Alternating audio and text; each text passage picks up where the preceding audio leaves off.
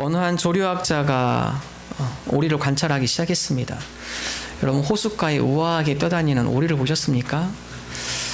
그 모습은 너무나 평안해 보이고 또 우아해 보이는 모습들을 쉽게 볼 수 있습니다.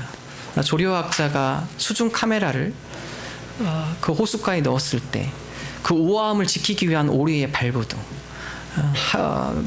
몇 초간의 수도 없이 그 호숫가에 떠 있기 위해서 오리발을 휘저는 것을 수중 카메라로 볼 수가 있었습니다. 조류학자는 그것을 보며 우리의 인생이 마치 겉에서 보기에는 다 우아해 보이고 멋져 보이고 아무런 문제가 없는 것 같이 보이지만, 그러나 모두가 다 이 오리와 같이 속에서 오리발을 열심히 젓고 있는 건 아닌지, 고통의 바다 가운데 그 바다에 빠지지 않기 위해서 알게 모르게 남이 모르는 고통의 오리발을 우리가 짚고 있는지는 않는지, 그러한 이야기를 하는 것을 들을 수가 있었습니다. 우리 인생 가운데 기쁨이 많으면 얼마나 좋겠습니까? 그렇지만 현실적으로는 기쁨보다 고통과 슬픔, 아픔이 더 많은 것이 우리 현실입니다. 그래서 어느 학자는 우리 인생을 고통의 바다의 인생이라고 표현을 하고 있습니다. 그 고통의 바다에 빠져 들어가지 않기 위해 발버둥 치고 있는 우리들의 모습을 이야기를 하고 있습니다. 우리뿐만 아니라 오늘 성경 말씀에 보면 예수님도 고통 당하신 것이 기록이 되어 있습니다. 예수님께서 얼마나 큰 고통을 당하셨는지 마태는 다음과 같이 기록하고 있죠. 마태복음 26장 38절 초반절 함께 한 목소리 읽겠습니다. 이에 말씀하시되 내 마음이 매우 고민하여 죽게 되었으니. 여러분, 예수님도 죽을 만큼 괴로운 심정을 갖고 있었던 경험이 있습니다. 오늘 예수님께서 이 말씀을 하신 것은 예수님이 십자가 처형을 바로 앞둔 겟세마네 동산에서 잠못 이루시며 앞으로 십자가에 처형될 그 시간을 기다리며 예수님의 심정을 마태가 표현을 하고 있습니다. 내 마음이 매우 고민하여 죽게 되었으니. 여러분, 예수님도 육체적 고통, 정신적 고통, 또 심리적 고통을 함께 겪으셨다는 사실입니다. 예수님이 이 고통 가운데 어떻게 이 고통을 이기셨을까요? 심히 마음이 죽고 싶은 이 마음을 예수님께서 어떻게 헤쳐나가셨을까요? 오늘 이 말씀을 통해 우리도 또한 예수님처럼 지혜롭게 고통 가운데 위로로 승리하며 나가는, 고통을 우리가 믿음으로 이겨내는 저와 여러분 되시기를 주님의 이름으로 축원합니다. 여러분, 우리가 고통당할 때 우리가 첫 번째 이 고통 가운데 위로를 받을 수 있는 것, 우리의 진실한 친구들과 함께 하는 것입니다. 예수님께서 다음과 같이 말씀하십니다. 마태복음 26장 37절 38절 함께 한 목소리 읽습니다. 베드로와 세베대의 두 아들을 데리고 가실새 고민하고 슬퍼하사 이에 말씀하시되 내 마음이 매우 고민하여 죽게 되었으니 너희는 여기 머물러 나와 함께 깨어 있으라 하시고. 예수님께서 육신적인 고통을 당하셨을 때 예수님께서 첫 번째 취하신 행동, 혼자 하지 않으셨다는 것입니다. 예수님께서 습관에 따라 기도하시는 모습이 있으셨죠. 새벽 미명에 예수님께서 제자들을 떠나서 한적한 곳으로 홀로 가서 기도하셨다. 성경에 보면 예수님께서 홀로 기도하는 장면이 많이 나타납니다. 그러나 오늘 겟세마네 동산의 기도는 특별한 기도입니다. 예수님께서 혼자 가신 것이 아니라 죽음을 앞두고 육체적인 고통과 심리적, 정신적 고통을 앞둔 예수님께서 혼자 가지 않으시고 제자들과 함께 동행한 것을 성경 기록을 하고 있습니다. 왜 그러셨을까요? 예수님도 제자들과 함께 더불어서 예수님의 마음을 이해해주고 예수님의 고통을 함께 나눌 수 있는 진실한 친구를 원하셨다라는 사실입니다. 영국 격언에 이러한 얘기가 있습니다. 슬픔을 나누면 반이 되고 기쁨을 나누면 배가 된다. 여러분, 마음이 고되고 고난 가운데, 슬픔 가운데, 어려움 가운데 있을 때 여러분 혼자 갖고 있으시면요, 그 고난과 슬픔 때문에 혼자 어려워하시게 됩니다. 우리에 있는 아픔과 슬픔, 우리가 혼자 이것을 껴안고 있는 것이 아니라 이것을 함께 받아줄 수 있는 진실한 친구, 이 슬픔에 대해서 함께 위로해 줄 수 있는 진실한 동역자, 그들과 함께 더불어 우리가 고난을 지혜롭고 현명하게 이 고난을 이겨내는 저와 여러분 되기를 주님의 이름으로 축원합니다. 여러분, 바울도 마찬가지입니다. 바울 서신을 유심히 읽다 보면 바울이 빠지지 않고 기록한 장이 있습니다. 바로 마지막 장에 바울과 함께 더불어 이 고난의 복음의 사역을 감당한 사람들, 로마서, 고린도 전후서, 에베소서, 빌립보서, 골로새서, 바울 서신 읽고 마지막 장에 바울이 잊지 않는 것, 오늘 이 복음의 사역 가운데 이 고통 가운데 나와 함께한 동역자들, 당신들이 있었기 때문에, 그대들이 있었기 때문에 내가 이 복음의 경주를 잘 마칠 수 있었습니다. 힘들고 어려울 때 옆에서 든든한 후원자가 되어 주었고 나의 고난과 아픔과 슬픔을 함께 공감하며 함께 동참해준 동역자들, 그들을 제가 잊지 않겠습니다. 그럼 바울선 마지막 부분을 읽다 보면 사도 바울이 빼놓지 않는 그들의 동역자들에 대한 감사의 표현을 바울이 기록한 것을 성경은 기록을 하고 있습니다. 브리스길라와 아굴라, 에베네도, 안드리고, 유니아, 마리아, 암블리아, 우리가 낯선 이름들이지만 그러나 이들이 함께 있었기 때문에 바울의 복음사역이 성공적으로 마칠 수가 있었습니다. 스위스의 정신과 의사, 또 그 지역의 좋은 이웃으로 기억되고 있는 기독교 정신과에 있는 폴 트루니에 다음과 같이 유명한 얘기를 했죠. 당신의 동성 친구 가운데 내가 무슨 말을 해도 나를 비판하지 않고 내 이야기를 경청해 줄 수 있는 친구 몇 사람만 있다면 인생에 아무리 무서운 폭풍우가 밀려온다 해도 우리는 그 폭풍우를 뚫고 지나갈 수 있습니다. 여러분이 어떤 이야기를 해도 여러분 그 이야기를 들어줄 수 있는 진실한 친구 많이도 아닙니다. 3명 이상 있으신 분 여러분 전혀 우울증 걸릴 걱정 안 하셔도 됩니다. 나의 이야기를 공감해주고 그 이야기에 대해서 비판하지 않고 모든 것들을 받아들일 수 있는 진실한 친구, 여러분 그 친구가 있다면 그 친구로 인해서 그 사람은 인생의 폭풍우를 뚫고 지나갈 수 있음을 이 정신과 의사는 이야기를 하고 있습니다. 현대 영상가의 유명한 사람 알려진 헨리 나우인, 그는 상처 입은 치유자에서 다음과 같은 이야기를 합니다. 나의 상처를 알아주고 공감해 줄 때 그 상처 입은 자는 치유되고 회복되어지는 것을 체험하고 경험할 수 있을 것입니다. 나의 아픔과 상처를 드러냈을 때 그것을 같이 아파하며 함께 눈물을 흘려주며 그 마음을 함께 공감해 줄 수 있는 진실한 친구가 있다면 그 친구로 인해서 회복될 가능성이 아주 크다고 이야기를 하고 있습니다. 저는 저와 여러분들이 바로 이런 진실한 친구들이 되기를 원합니다. 우리가 아픔이 있을 때 서로를 위로해주고 그 이야기를 들어주고 격려해주며 그 가운데 함께 세워주고 그 고통 가운데 일어설 수 있도록 함께 옆에서 동행해주는 진실한 동역자, 그런 동역자가 되는 저와 여러분 되기를 주님의 이름으로 축원합니다. 어떤 분은 그런 얘기를 해요. 목사님, 제 주변에 그런 친구가 없는 것 같아요. 심각하게 반성하셔야 할 것 같습니다. 제 주변에는 제 이야기를 들어줄 수 있는, 제가 고난 가운데 힘들고 할 때 나의 마음을 토로할 수 있는 그 친구가 떠오르지 않습니다. 그럼 그럴 수 있습니다. 그럼 어떻게 하면 될까요? 우리가 그런 친구가 먼저 되어주면 됩니다. 다른 어떤 누구에게 귀를 기울여주고 그들의 마음을 헤아려주고 그들의 아픔에 함께 눈물 흘려주고 함께 공감해주는 그런 마음 자세로 우리가 다가갈 때 우리에게 그런 공감되는 진실한 친구가 생겨줄 수 있다는 사실입니다. 저는 우리 교회 공동체가, 신앙 공동체가 바로 그러한 진실한 동역자들 가운데 가장 좋은 공동체임을 기억을 하고 있습니다. 우리 목장 식구들 카톡을 통해서 여러 기도 제목을 나눕니다. 아프고 또 여러 가지 위기 가운데 있는 분들, 또 병으로 힘들어하는 분들, 그분들 카톡에 그 내용을 올리면 영락없이 목장 식구들이 함께 위로해주고 격려해주는 메시지를 볼 수가 있었습니다. 그리고 그 기도 제목을 내신 분이 그 메시지에 힘입어서, 그들의 위로에 힘입어서 다시 한번 용기와 희망을 갖는 그런 답변의 문자를 보내는 것을 또한 확인할 수가 있었습니다. 잠언은 다음과 같이 이야기합니다. 잠언 17장 17절의 말씀 함께 한 목소리를 읽습니다. 친구는 사랑이 끊어지지 아니하고 형제는 위급한 때를 위하여 낳느니라. 진실한 친구, 바로 그 진실한 친구의 사랑으로 인해서 우리가 새 힘을 얻을 수 있고, 또 형제와 같은 그런 사랑을 나누는 친구, 그런 친구들로 말미암아 위급한 때에 우리가 위기를 모면할 수 있음을 솔로몬은 고백을 하고 있습니다. 우리의 가정도 마찬가지입니다. 건강한 가정, 그 가운데 소망이 있는 가정. 로버트 프로스트, 미국의 최고의 시인으로 알려있는 로버트 프로스트는 가정을 다음과 같이 아름답게 정의를 하고 있습니다. 가정이란 찾아가면 언제든지 나를 반갑게 맞이하는 곳. 그분은 가정을 아주 아름답게 정의를 하고 있습니다.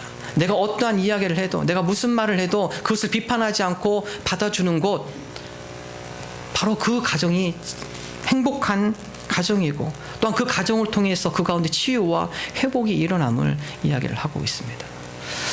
우리의 가정이 그런 가정이 되기를 원합니다. 어떠한 이야기를 해도, 세상 사람 뭐라 한다 할지라도, 그러나 내가 어떠한 이야기를 우리 가정에 한다 할지라도 그것을 받아줄 수 있는 마음. 여러분, 귀는 2개이고 입은 하나이죠. 많이 들어주시면 좋겠어요. 말할 때 끊지 마십시오. 말할 때 도중에 끊어서 상대의 기분을 나쁘게 하거나 그런 것이나 이야기하는 것을 잘 들어주십시오. 우리 자녀들도 마찬가지입니다. 자녀들의 이야기를 귀 기울여 들어주고 그 아이들을 이해하는 마음, 우리가 그런 마음을 갖기를 간절히 소망합니다. 어느 한 등산가가 눈 내리는 그 산길을 올라갑니다. 눈 내리는 산길을 가다 보면 우리가 듣지 못한 소리를 듣습니다. 평상시에 들을 수 없는 소리이죠. 눈에 쌓여서 나뭇가지가 그 눈의 무게를 못 이겨서 나뭇가지가 꺾이는 소리를 종종 들을 수 있습니다. 어떤 분은 그것을 바로 사랑의 힘이라고 표현을 하고 있습니다. 비바람이 치고 강한 바람이 불어도 꺾이지 않는 나뭇가지. 그러나 고요한 밤속에 바람 하나 불지 않았지만 조금씩 쌓이는 눈의 무게에 의해서 그 눈의 무게를 버티지 못해서 꺾어지는 나뭇가지의 뚝뚝거리는 그 소리, 그것은 바로 사랑의 힘입니다. 사람을 변화시키는 것, 그것은 외압적인 어떤 노력, 그것이 아니라 그 가운데 어느새 모르게 쌓여져 가고 있는 눈과 같은 사랑의 힘, 그것이 어느 정도 쌓였을 때 마음이 꺾이는 것이고 마음의 변화가 일어나게 된다는 것입니다. 이소부와에도 좋은 예화가 있죠. 바람과 해님의 다툼입니다. 바람과 해님이 내기를 합니다. 지나가는 나그네를 보고 누가 저 외투를 벗길 수 있을 것인가. 바람이 자신 있게 얘기하죠. 집채도 날려버린 나의 힘이라면 저 사람 외투 정도야 쉽게 벗길 수 있지. 바람이 그 사람이 날아가지 않을 정도의 강한 바람으로 외투를 벗기려고 안간힘을 쓰죠. 그렇지만 젊은이 나그네는 바람이 불면 불수록 그의 외투가 날아가지 않도록 더 그 외투의 옷깃을 붙잡고 벗지 않으려고 합니다. 바람이 포기하고 햇님이 그 나그네에게 따뜻한 햇빛을 비춰주기 시작합니다. 따뜻한 온기에 이 나그네가 잠시 자리를 멈추고 앉아서 그의 겉옷을 스스로 자기가 벗습니다. 이 우소부야에서 이야기하고 싶은 내용, 어떤 외압적으로 사람을 변화시킬 수 있는 것이 아니라 그 사람 가운데 감동을 줄 때, 따스한 사랑으로 그 사람을 비추어 줄 때 결국 자기 스스로가 자기의 모습 가운데 변화를 일으키는 그러한 일이 일어남을 이 우소부를 통해 알 수가 있습니다. 어느 한 부부가, 외아들을 둔 부부가 어느 한 수도사를 찾아갔습니다.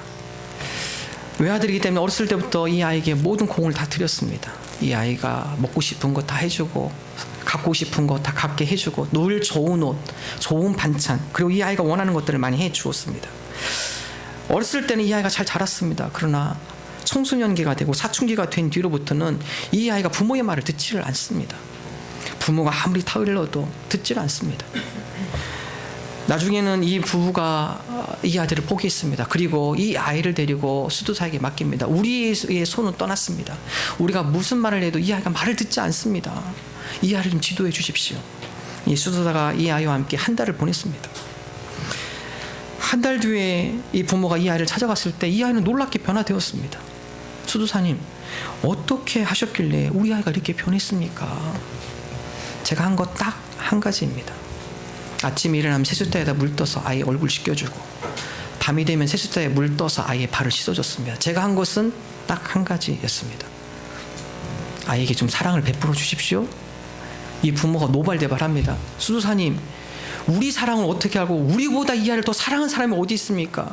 이 아이가 어렸을 때부터 입고 싶은 거, 먹고 싶은 거 다 해주고 지극정성, 이 아이가 원하는 것을 다 해주었는데 우리보다 이 아이를 더 사랑하는 사람이 어디 있다고 우리보다 이 아이를 사랑하라 하십니까? 수사님 한마디 합니다. 아니요, 부모의 이기적 사랑 말고요, 이 아이를 대할 때 있어서 부모의 욕심을 가지고 부모의 기대를 가지고 이 아이를 대하는 것이 아니라 무조건적으로 이 아이를 받아주고 사랑하는 그 사랑의 마음, 그 사랑의 마음이 이 아이를 변화시키는 것입니다. 우리가 부모를 대할 때 그런 욕심 있지 않습니까? 내 마음대로 내 뜻대로 되지 않았을 때 그 마음 가운데 무언가 분노, 울컥 올라오면서 나도 모르게 나가는 나의 언어들, 나의 기대에 엇나갔을 때 거기에 대한 나의 실망감, 그래서 과감없이 우리 아이에게 내던지는 나의 언어들, 여러분 그 언어들이 우리 아이들과 부모의 관계를 파괴시킨다는 것입니다.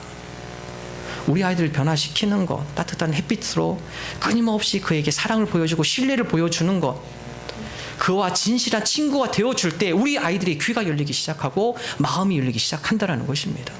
여러분 우리 아이들뿐만 그럴까요? 우리의 관계도 마찬가지입니다. 비판하고 책망하고 그의 잘못을 고치기보다는 그가 왜 그러한 일을 했을까? 우리가 그의 입장에서 생각해보고 그를 이해하려는 마음, 이런 진실한 관계가 형성이 될 때 그 가운데 변화의 싹이 움트기 시작한다는 사실입니다. 우리가 이런 진실한 동역자들이 되기를 원합니다. 다른 친구의 이야기에 귀를 기울여주고 그로 하여금 고통의 마음을 함께 나눠주고 위로해주며 그의 마음과 함께 동행해주는 그러한 진실한 동역의 관계로 우리가 고통을 지혜롭게 이겨나가는 저와 여러분 되시기를 주님의 이름으로 축원합니다. 두 번째, 고통을 이기는 위로, 진실한 동역자와 함께하는 그것은 우리에게 큰 힘이 됩니다. 그러나 거기에도 한계가 있다는 사실입니다. 오늘 말씀에 보면 예수님께서 제자들과 함께 겟세마네 동산에서 고민하며 슬퍼하며 그 마음을 나누었지만 그러나 그곳에서도 제자들의 한계가 있었다는 사실입니다. 마태복음 26장 39절 초반절 함께 한 목소리 읽습니다. 조금 나아가서 얼굴을 땅에 대시고 엎드려 기도하여 이르시되 내 아버지여 만일 할만하시거든 이 잔을 내게서 지나가게 하옵소서.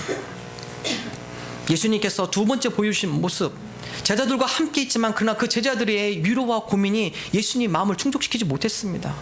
그 아픔과 고통을 다 위로하지 못했죠. 예수님께서 두 번째 취하신 모습은 누가 보면 좀 더 구체적으로 표현하고 있습니다. 돌 던질 만큼 곳으로 떨어져서 얼굴을 땅에 대시고 엎드려 간절히 하나님 앞에 기도하시더라. 왜 그랬을까요? 마태복음 26장 40절 함께 한 목소리 읽습니다. 제자들에게 오사 그 자는 것을 보시고 베드로에게 말씀하시되 너희가 나와 함께 한 시간도 이렇게 깨어 있을 수 없더냐. 제자들도 예수님과 함께하고 싶었죠. 그렇지만 육신의 한계가 있습니다. 예수님이 져야 할 십자가 제자들이 칠 수가 없죠. 인류의 죄, 모든 죄를 대속하게 져야 할 십자가, 그것은 예수님만이 지셔야 할 만한 고통입니다. 제자들의 연약한 육신을 가지고 예수님의 고통을 대신할 수 없는 부분들이 반드시 존재하고 있었다는 것입니다. 그 아픔을 가지고 예수님께서 행하신 두 번째의 모습, 고통 가운데 그 고통을 이기는 두 번째의 비결, 그것은 바로 하나님과 함께하는 삶입니다. 여러분, 인간의 한계가 있습니다. 아무리 친한 친구다 할지라도, 심지어 가족일지라도 가족이 대신할 수 없는 일들이 반드시 있다라는 사실입니다. 그런데 누구를 붙잡으시겠습니까? 어디가 사소연하시겠습니까? 오늘 주님께서 보여주신 말씀은 인간이 도저히 할 수 없는 그 고통 가운데 예수님께서 보여주신 것은 한 발짝 더 하나님 앞에 나아가 하나님을 더욱더 의지한 예수님의 모습을 오늘 말씀을 통해 보여주고 있습니다. 여러분, 인간적으로 우리가 의지했지만 또 인간적인 위로를 기도했지만 그러나 그 위로가 우리에게 충족되지 않았을 때 우리의 다음에 취해야 할 행동, 그것은 바로 하나님 앞에 한 발짝 더 나아가는 것입니다. 하나님, 세상에서 받을 수 없는 위로, 세상에서 채울 수 없는 위로, 하나님 이 위로의 마음을 주님께서 허락하여 주옵소서. 제가 무교육자 시절에 어느 권사님께서 그런 얘기를 하십니다. 젊었을 때는, 또 돈을 보고 수중에 돈이 있었을 때는 잘 몰랐습니다. 은퇴하고 또 돈이 떨어지고 특별히 몸이 병드니까 사람들이 저를 떠나가더군요. 친한 친구들도 멀리 떠나가고 믿었던 가족들도 저를 떠나가더군요.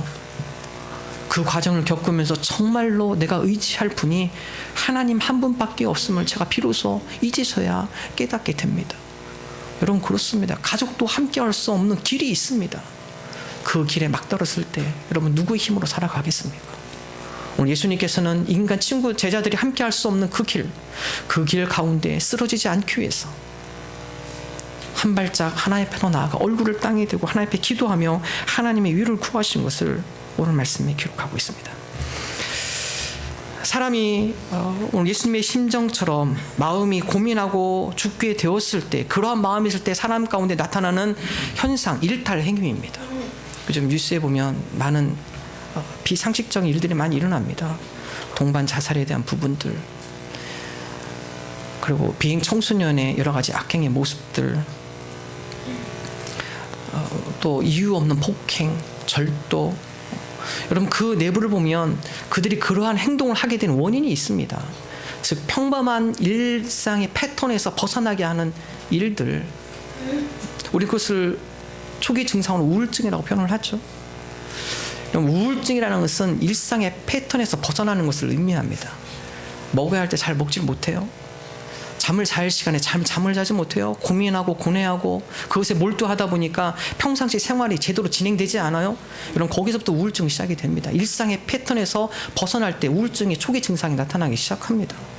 우리 마음이 심히 고민하며 죽게 되었을 때 나타나는 현상, 바로 일상 패턴의 일탈입니다. 그 가운데 우리가 예상치 못한 일들이 벌어지게 되는 것이죠.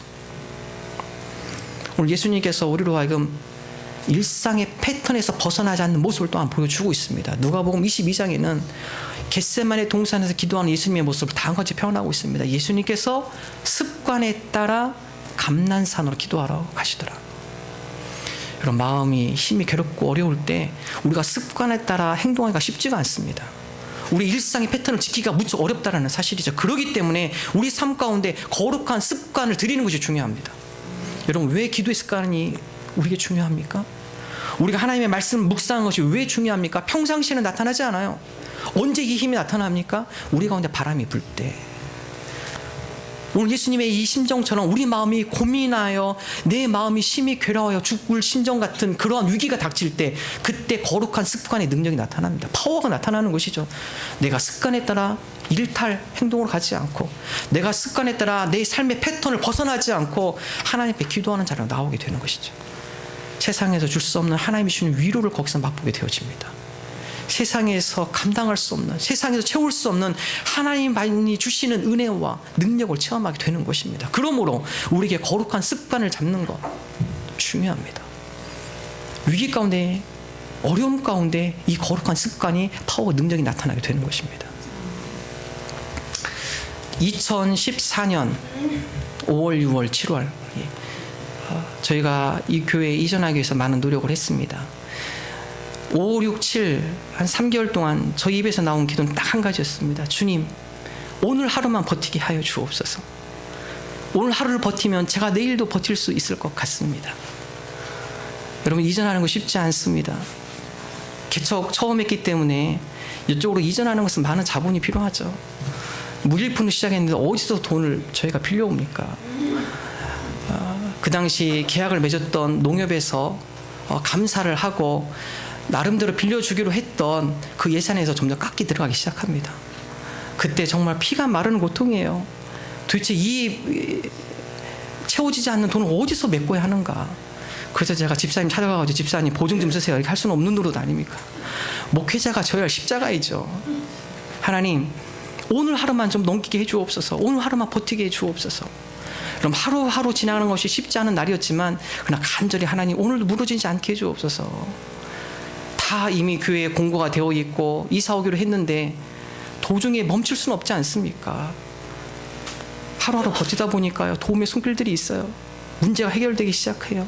그러다 보니까 오늘까지 오게 되었습니다. 여러분, 힘들고 어려울 때 같이 기도하기 원합니다. 하나님, 내일도 아닙니다. 오늘 하루만 제가 버티게 하여 주옵소서. 오늘 하루 지나면 내일 제가 또 한 번 새롭게 살아볼 수 있습니다. 다른 사람이 대체해 줄 수 없는 일들이 우리 가운데 있습니다. 그럴 때마다 주님과 함께하는 경건의 모습으로, 거룩한 습관으로 오늘 하루도 하나님 은혜 가운데 이기게 하여 주옵소서. 우리가 그러한 모습으로 주님 앞에 나가는 저와 여러분 되기를 주님의 이름으로 축원합니다. 마지막 세 번째, 고통을 이기는 비결, 그것은 마지막으로 주님의 뜻을 받아들이는 것입니다. 예수님께서 다음 같은 모습을 보여주시죠. 마태복음 26장 40절의 말씀, 44절 45절의 말씀 함께 한 목소리로 읽습니다. 또 그들을 두시고 나아가 세 번째 같은 말씀으로 기도하신 후 이에 제자들에게 오사 이르시되, 이제는 자고 쉬라. 보라, 때가 가까이 왔으니 인자가 죄인의 손에 팔리느니라.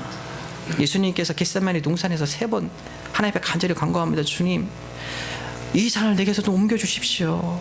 이 잔을 옮길 수 있거든. 주님께서 이 고통의 잔을 옮겨주시면 좋겠습니다. 십자가에 달려가는 육체적 고통과 제자들의 배신에 대한 배신감과 많은 사람들 앞에 벌거벗은 채로 십자가에 달려들어서 조롱거리가 되는 비난의 모습, 하나님, 이것이 만약에 옮겨줄 수 있다면 좀 옮겨주십시오.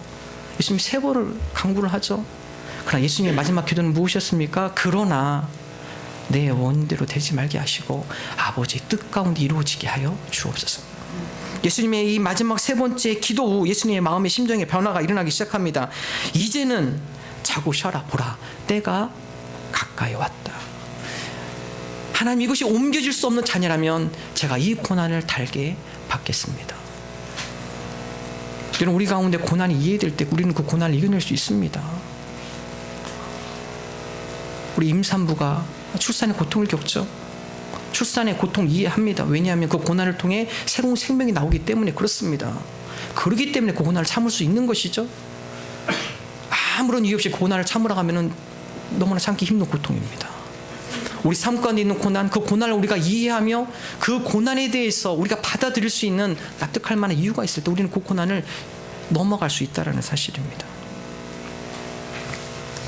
욥이 그랬습니다. 바울이 그랬습니다. 욥 가운데 그의 재산을 다 잃어버리고 자녀들을 잃고 가족을 잃고 심지어 자기의 육신에 여러 가지 고통을 겪습니다. 그러나 그 가운데 욥이 하나님을 원망하지 않습니다. 물론 그 초반부의 마음에는 하나님에 대한 원망의 마음이 있었죠. 그러나 가면 갈수록 이것이 결국에는 하나님의 선하신 의도가 있겠구나.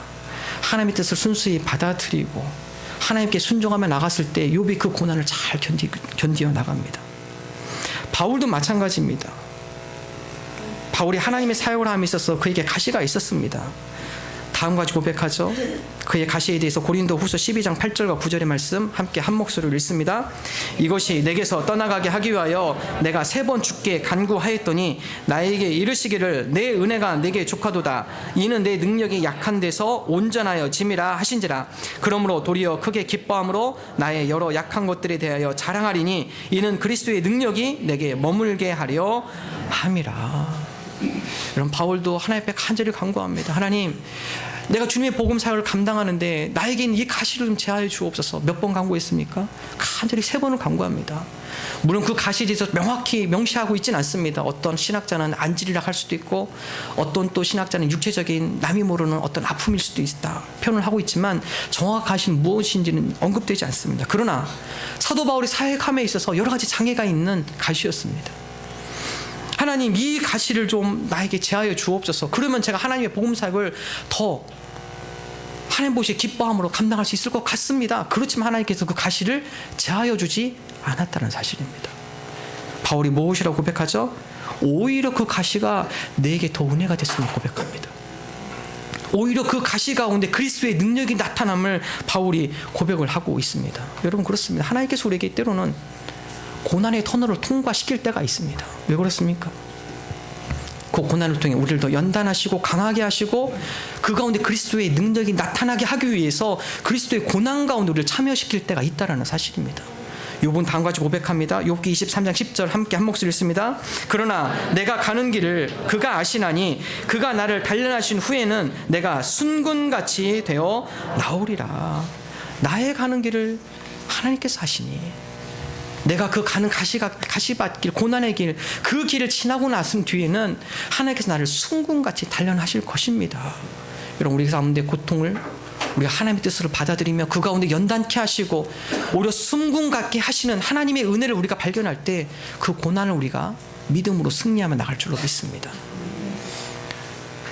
우리 삶 가운데, 고난 가운데 진실한 동역자들을 통하여서, 그리고 우리 진실한 동역자가 함께 할 수 있는 길에서는 하나님과 함께하는 거룩한 습관을 통하여서, 그리고 우리 고통 가운데 이해할 수는 없지만 그러나 그 가운데 분명 하나님의 뜻이 있음을 믿고 기대하며 미래를 바라보며 더 큰 은혜를 베풀으신 하나님의 손길을 바라보며 믿음으로 승리하며 나가는 저와 여러분 되기를 주님의 이름으로 축원합니다.